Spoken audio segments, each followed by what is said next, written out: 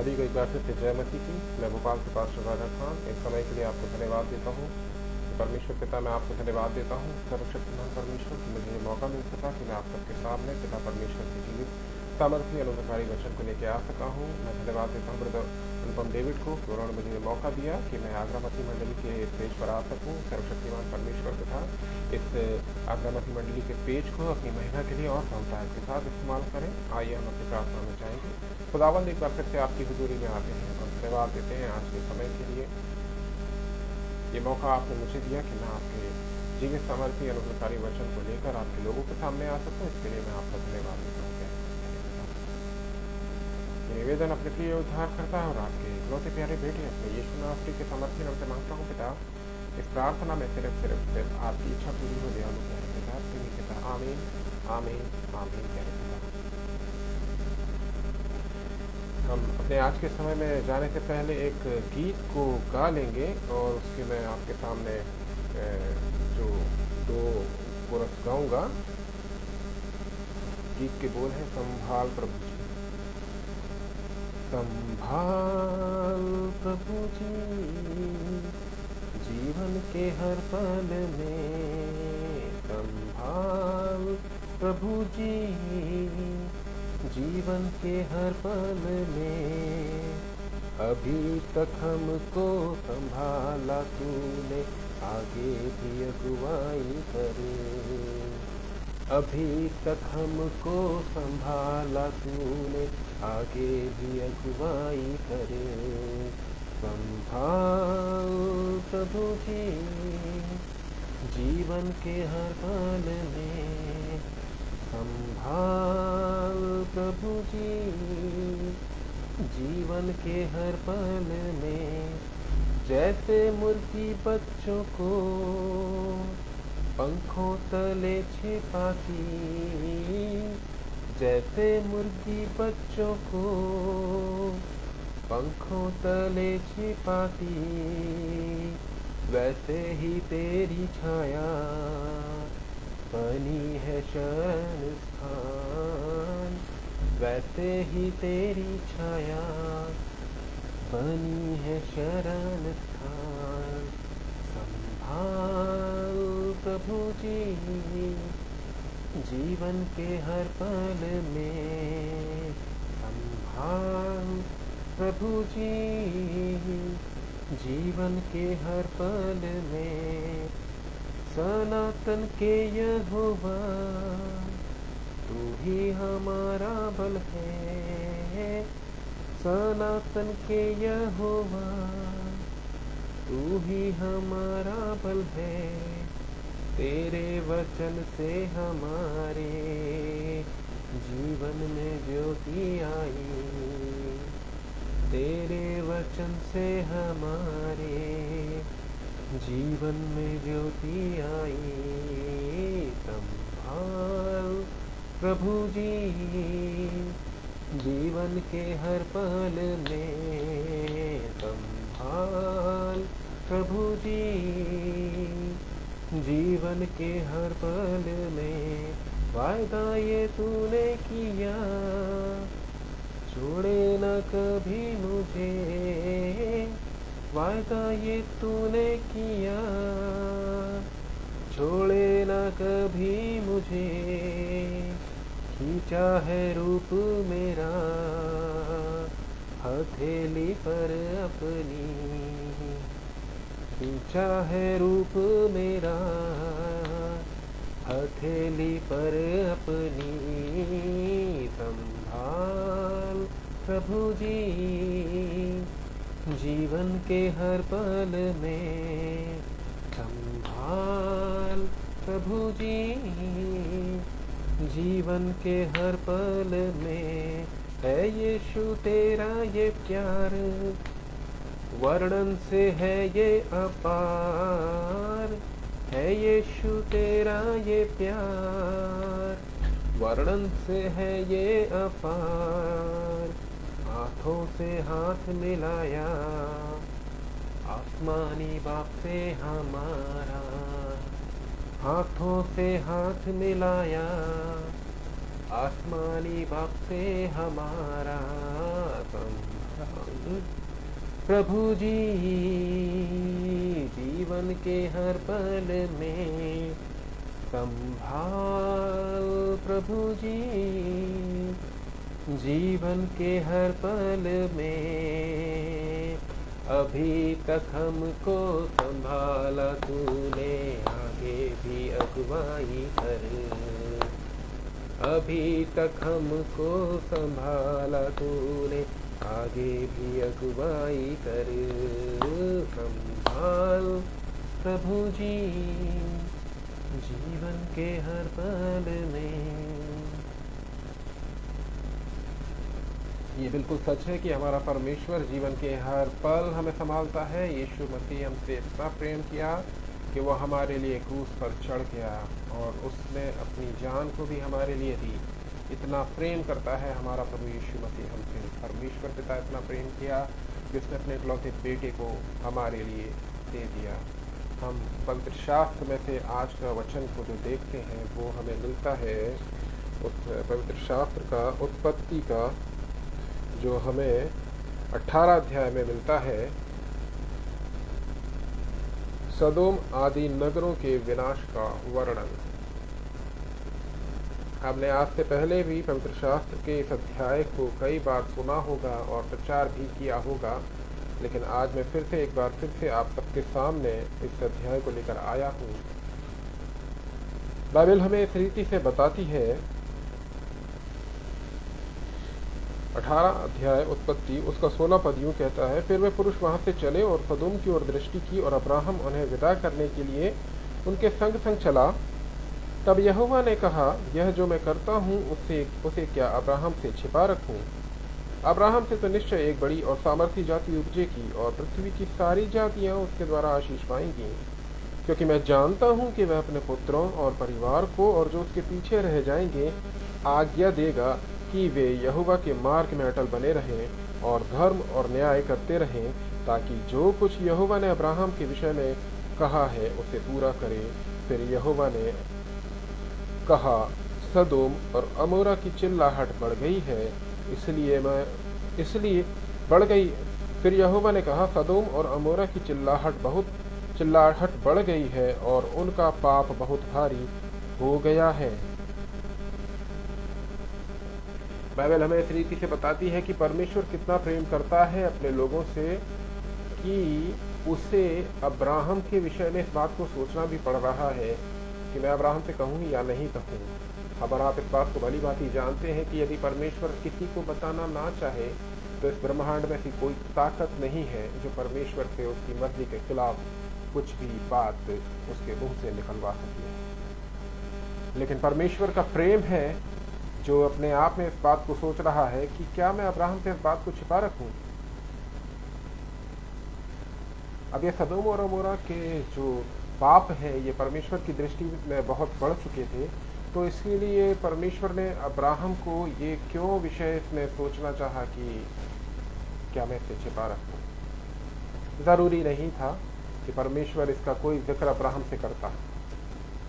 वो जिस कार्य के लिए दूतों को भेजा था वो करवा सकता था उनके द्वारा, लेकिन खुद परमेश्वर इस बात को सोचता है और कहता है कि क्या मैं इस बात को छिपा रखूं, क्योंकि परमेश्वर जानता है कि अब्राहम कितना धर्मी है, वो कितना ज्यादा धर्मी है। उस बात के विषय में बाइबल का जो बाद में हमने पढ़ा वो हमने देखा कि अपने आने वाली पीढ़ियों को भी वो धर्म की शिक्षा देगा और इस बात को कहेगा कि किस रीति से तुम्हें चलना है, इसको तुम समझ लो।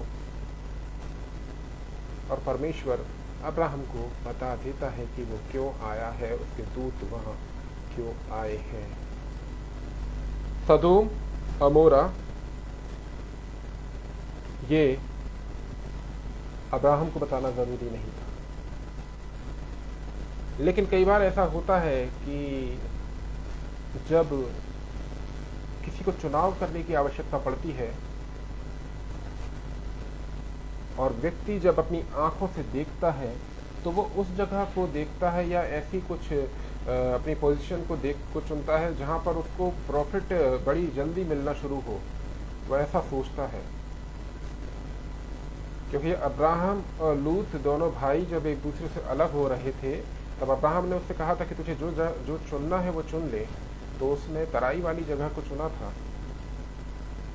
और जहां ये नगर उसी तरफ में आ रहे थे, हरियाली को चुना था, और ये जगह भी उसी तरफ की तरफ आ रही थी।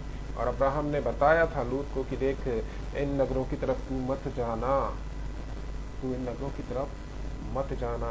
उसने कहा कि मैं खुश हुआ कि तूने एक अच्छी जगह को चुना है, पर मैं तुझे फिर भी एक समझाइश दूंगा कि तू वहां रहते हुए किन किन जगहों पर नहीं जाना, वो बताया उसने, अब्राहम ने। और अब्राहम अपने हिस्से में जो उसने अपने आप से अपने भाई के लिए छोड़ दिया था, और जो दूसरा हिस्सा था उसमें रहने लगा। और ये बात परमेश्वर देख रहा था कि हरियाली जो है वो लूत के हिस्से में जा चुकी है, लेकिन हमेशा आंखों से दिखने वाली हरियाली सही में अच्छी नहीं होती है। हम कई बार देखते हैं, अरे यार इतना अच्छा मौका था, क्यों सोचा किया, क्या मतलब क्यों छोड़ दिया तुमने, ऐसा नहीं करना था। लेकिन कई बार ऐसा होता है कि उतना अच्छा मौका जितना दिख रहा होता है वो उतना अच्छा वास्तव में नहीं होता है। परमेश्वर ने अब्राहम को ये बात बताई कि देख, तूने उस जगह को अपने लिए ना चुनकर कितना अच्छा किया, क्योंकि वो जगह तो विनाश के लिए ठहर चुकी है, क्योंकि वहां पर पाप बढ़ चुके हैं, लोग जो थे पापी हो चुके हैं, और इतना बढ़ चुका है उनका पाप कि दूतों को उन्हें नाश करने के लिए वहां आना पड़ गया।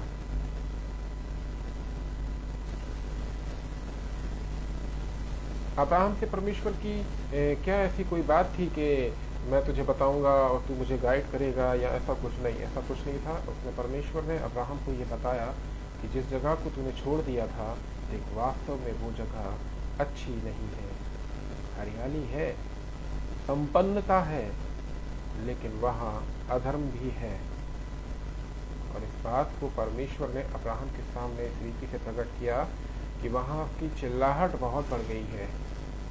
बाइबल हमें बताती है कि 20 पद में लिखा है, फिर यहोवा ने कहा, सदोम और अमोरा की चिल्लाहट बढ़ गई है और उनका पाप बहुत भारी हो गया है। उनका पाप जो है बहुत भारी हो गया है। अब इसलिए दूत वहां जा रहे हैं, इसलिए दूत वहां जा रहे हैं। और हम जानते हैं कि अब्राहम जो है इस बात को जानता है कि वहां कौन है, उस एरिए में, उस क्षेत्र में कौन है। अपने भाई के प्रति उसका प्रेम जो था, इस बात के लिए सोचने पर उसे मजबूर किया कि जहां पर नाश होने वाला है वो जगह किसकी है, वो जगह पर कौन है, वो जगह किसकी है, वो उस जगह पर कौन है जहां पर ये विनाश ठहर चुका है। बाइबल हमें 23 पद में बताती है, तब अब्राहम उसके समीप जाकर कहने लगा, क्या तू सचमुच दुष्ट के संग धर्मी का भी नाश करेगा? कदाचित उस नगर में 50 धर्मी हो, तो क्या तू सचमुच उस स्थान को नष्ट करेगा और उन 50 धर्मियों के कारण जो उसमें हो ना छोड़ेगा? इस प्रकार का काम करना तुझसे दूर रहे कि दुष्ट के संग धर्मी को भी मार डाले, और धर्मी और दुष्ट दोनों की एक ही दशा हो। अब्राहम इस बात को जानता था कि वहां उस क्षेत्र में उसका भाई भी है, और उसका भाई जो है वो जो है दुष्ट नहीं है। ये बड़ी अच्छी बात यहाँ पर हम देखने को में पाते हैं कि परिवार के विवाद में जब परिवार अलग भी हो जाए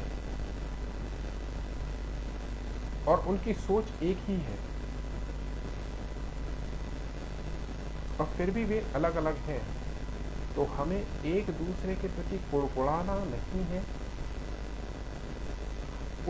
मैंने उसके साथ इतना अच्छा किया, उसने ऐसा किया, मैंने ऐसा किया तो उसने कैसा किया।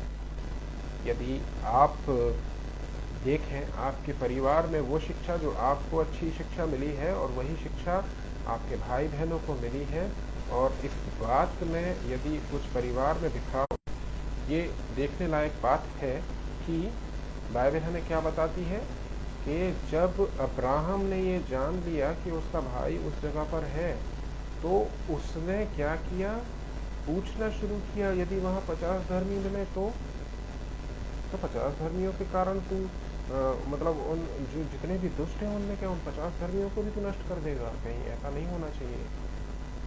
हजारों दुष्ट होंगे लेकिन वहां 50 धर्मी भी हैं तो 50 धर्मी उनका नाश नहीं होना चाहिए। दोनों की दशा एक जैसी नहीं होनी चाहिए, दोनों पे एक जैसा दंड नहीं मिलना चाहिए। परमेश्वर ऐसा नहीं होना चाहिए। देखिए अब्राहम क्या कह रहा है, भाई उसका अलग था लेकिन वो ये जानता था कि मेरा भाई धर्मी है, और ये जानने लायक बात है।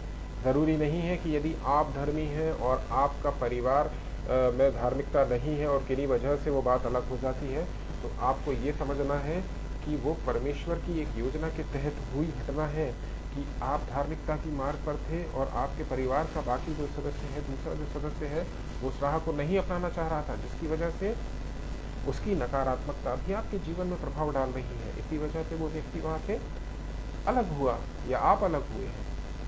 पहली बात, परमेश्वर कभी अलग नहीं करता है। दो रास्ते हैं, एक रास्ता जो परमेश्वर की ओर जाता है और दूसरा रास्ता जो परमेश्वर की ओर नहीं जाता है। तो यदि कोई एक ऐसा रास्ता चुनता है जो परमेश्वर की ओर नहीं जाता है, वो रास्ता अपने आप से उसे अलग ले जाता है। और जो रास्ता परमेश्वर की ओर जाता है और परमेश्वर की ओर बढ़ने वाले उस मार्ग पर बढ़ते हैं, तो वे एक ही साथ रहते हैं, भले ही वो एक दूसरे से दूर हो जाए। अब्राहम भली भांति जानता था कि लूत को जो शिक्षा उसने दी है वो धार्मिकता की है। आज मैं अपने भाई को देख नहीं रहा हूं, लेकिन मैं ये जानता हूं कि धार्मिकता में मेरा भाई उसी मार्ग पर बढ़ रहा है जिस पर मैं चल रहा हूं। तो उसने कहा, परमेश्वर क्या ये उचित है कि जो अधर्मी हैं उनकी वजह से धर्मियों का भी नाश हो? तो उसे उत्तर मिला, यदि 50 भी धर्मी होंगे तो उनकी वजह से भी वो जगह बच जाएगी। हम बाइबल में 29 में देखते हैं, फिर उसने उससे यह भी कहा, कदाचित वहां 40 मिले। उसने कहा, तो मैं 40 के कारण भी ऐसा ना करूंगा। यदि वहां 40 मिले तो, यदि वहां 40 मिले तो अब्राहम ने कहा पहले 50, अब्राहम ने कहा पहले 50 मिले। अब्राहम जानता था कि मेरा भाई धर्मी है और वो धार्मिकता की बातें लोगों से कहता है, क्योंकि अब्राहम ने ये शिक्षा उसे दी थी। अब्राहम ने उसे धार्मिकता की बातें करना बताया था, अब्राहम ने उसे परमेश्वर के बारे में बताया था। तो अब्राहम इस बात को जानता था कि मेरा भाई भले ही आज एक अलग जगह पर है, लेकिन वो धार्मिकता की बातें अपने लोगों से अवश्य कहता होगा। अब्राहम ने कहा, हजारों लोगों की भीड़ में है, हजारों ने उससे नहीं सुना होगा, शायद 50। उसने कहा यदि 50 धर्मी हुए थे, और वो ये जानता था यदि उसने 50 को सुनाया होगा तो 50 को तो तक तो वो बातें उसने धार्मिकता की बताई होंगी। तो उसने कहा यदि वहां 50 धर्मी मिले, उसे जवाब मिला 50 के कारण भी छोड़ दूंगा सब नगर को। उसने कैलकुलेशन किया, दिमाग में हिसाब लगाया, जरूरी थोड़ी ना है कि 50 को सुनाया तो 50 ही ने सुना होगा। फिर ऐसे काउंटिंग को अब्राहम ने अपनी मानसिकता के हिसाब से उसने क्या किया, डाउन डाउन डाउन करना स्टार्ट किया, डाउन करना स्टार्ट किया, डाउन डाउन डाउन करते करते करते 40 पर आने के बाद में उसने कहा यदि वहां 40 धर्मी मिले तो 40 के कारण भी छोड़ दूंगा।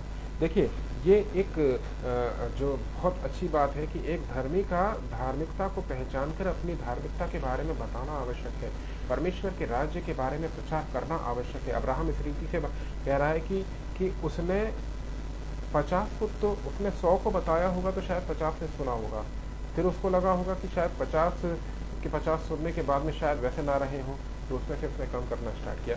लेकिन उसको इस बात पर विश्वास था कि लूत ने प्रचार जरूर किया है, धार्मिकता के बारे में बताया जरूर है लोगों को, परमेश्वर के राज्य के बारे में बताया जरूर है लोगों को। इसलिए अब्राहम क्या प्रयास कर रहा है कि वहां उसका भाई, और यदि किसी ने धार्मिकता के विषय जो प्रचार को सुना है तो वो बच सके। उनका बचाया जाना आवश्यक है। अब्राहम उसके लिए प्रयास कर रहा है। अब्राहम की जगह नाश नहीं होने वाली है। अब्राहम के लोगों पर कोई विपत्ति नहीं आई है उस जगह के लोगों पर। लेकिन एक धर्मी जन को जब ये पता चल गया कि कहीं और कहीं जो परिस्थितियां विपरीत हैं, तो वो धर्मियों के लिए किस तरीके से परमेश्वर के दूतों के सामने अपने आप को से बातें कर कर उन्हें उनसे जानकारी लेना चाह रहा है। ये बड़ी देखने लायक बात है यहाँ पर। फिर अंत में एक बात और फिर आती है 32 में। फिर उसने कहा, हे प्रभु क्रोध न कर, मैं एक ही बार और कहूंगा, कदाचित उसमें 10 मिले। उसने कहा, तो मैं 10 के कारण भी उसका नाश ना करूंगा। नंबर ऑफ काउंटिंग में जब डाउन डाउन डाउन नीचे नीचे नीचे नीचे आता आता आता आता आता गया, उसने एक जगह 10 की काउंटिंग रखी। बस उसके बाद में वो चुप हो गया। 10 के बाद में वो 7 में नहीं गया, 5 में नहीं गया, 4 में नहीं गया, 3 में नहीं गया। एक जो जहां पर उसको सेटिस्फेक्शन वाली काउंटिंग थी, वो वहां पर जाकर शांत हो गया। उसने बोला 10। अब्राहम की काउंटिंग को यदि नोटिस किया जाए तो उसमें 10 लोग सोच समझ के गए। ऐसे ही नहीं कि 50 से स्टार्ट किया तो 50 पे ही रुक सकता था, फिर 45, फिर 40, ऐसे करते करते नंबर ऑफ काउंटिंग उसकी जब कम होती गई, वो 10 पे शांत हो गया। वो 10 पे शांत हो गया। वो 10 पे शांत क्यों हुआ? यदि नंबर ऑफ काउंटिंग के हिसाब से देखेंगे तो उसका काउंटिंग बिल्कुल 10 की फिक्स थी। उसका भाई पहला नंबर, दूसरा उसकी पत्नी और 2 उसकी बेटियां, ये 4 लोग। 4 तो ये हो गए, फिर 6 कहाँ से आ गए? बाकी के 6 और कहाँ है? अब्राहम जानता था कि उसके भाई की जो बेटियां हैं उनके विवाह की बात चल रही है। वो भली भांति इस बात को जानता था कि उसके भाई की बेटियों के विवाह की बात चल रही है। तो शायद कहीं और भी धार्मिकता का प्रचार सुनाया गया है और लूत के द्वारा, उसके भाई के द्वारा धार्मिकता का प्रचार किया गया है, और कोई और भी है जिसने परमेश्वर की सामर्थ्य पर यकीन किया है, तभी तो उसका भाई उस घर में रिश्ता कर रहा है। 2 बेटियां हैं, 2 अलग अलग परिवार अवश्य होंगे, हो सकता है। जहाँ उसकी एक बड़ी बेटी जा रही होगी, वहाँ उसके माता पिता होंगे और लड़का होगा, 3 लोग वो हो गए।